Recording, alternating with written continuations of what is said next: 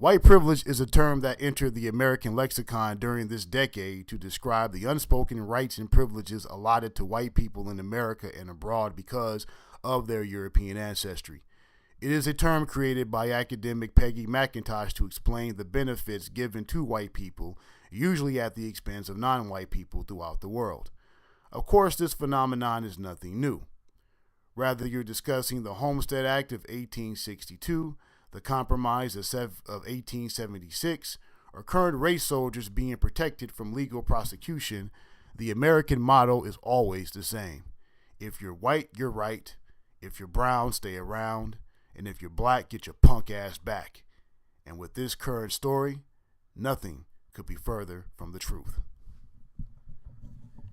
3 white people in New Jersey, Mark D'Amico, Kate McClure, and Johnny Bobbitt Jr. conspired to defraud dozens of contributors by using the crowdfunding site Gofundme. They fabricated a story that suggests Bobbitt, an alleged homeless veteran, helped McClure by giving her his last $20 to help her get back to New Jersey from Pennsylvania.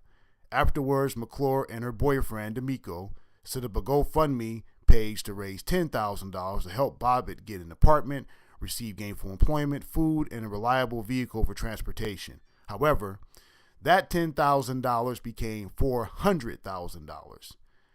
Now, this may seem like a Good Samaritan tale, but this ended up being a story filled with fraud, self-indulgence, and lies. Let me explain.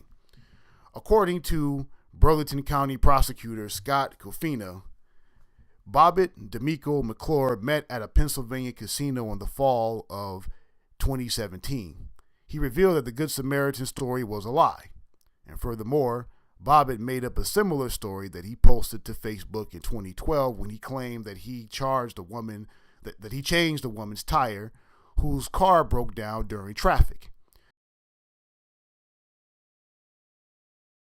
Covina also suggested that Bobbitt had a drug problem and lauded him for his service to this country as a U.S. Marine, but he concludes that he must be held accountable for his actions because he was complicit in this scam. Really?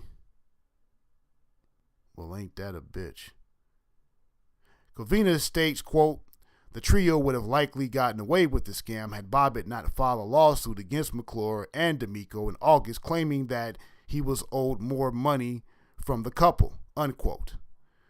Well, I guess Bobbitt didn't understand that when you commit a crime, you can't sue your accomplices in court.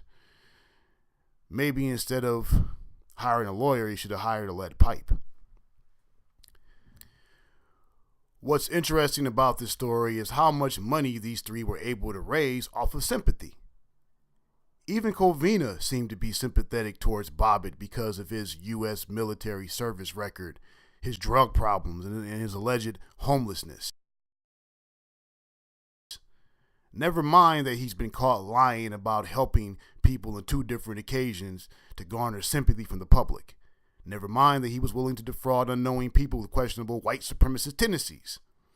The same vitriol and venom that's usually projected towards black people who commit crimes is not revealed towards him in this situation. As a matter of fact, examine the epidemic of homelessness in America, especially in cities like Los Angeles, where the overwhelming majority of homeless people are black and more specifically black men.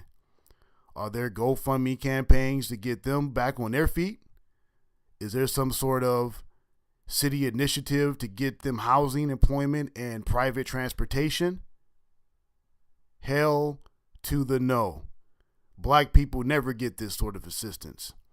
For decades, politicians like Bill Clinton and Ronald Reagan made black women the face of welfare and the enemy of the tax-paying American public. As a matter of fact, even if they did work, does it warrant $400,000?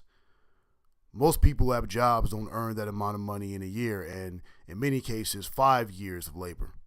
This sort of privilege allotted to whites is similar to friends of Kylie Jenner, who created a GoFundMe campaign to help her become a billionaire. This double standard and hypocritical attitude towards us versus them is typical in American media and usual in American society in general.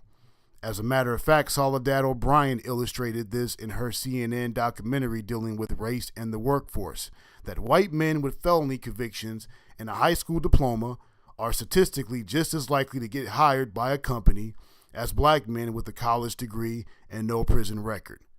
This is the reality of white privilege that says if you're white in America, you can rob a company with impunity, engage in cronyism at your workplace, and protect your friends in the legal system, even if they stab someone to death.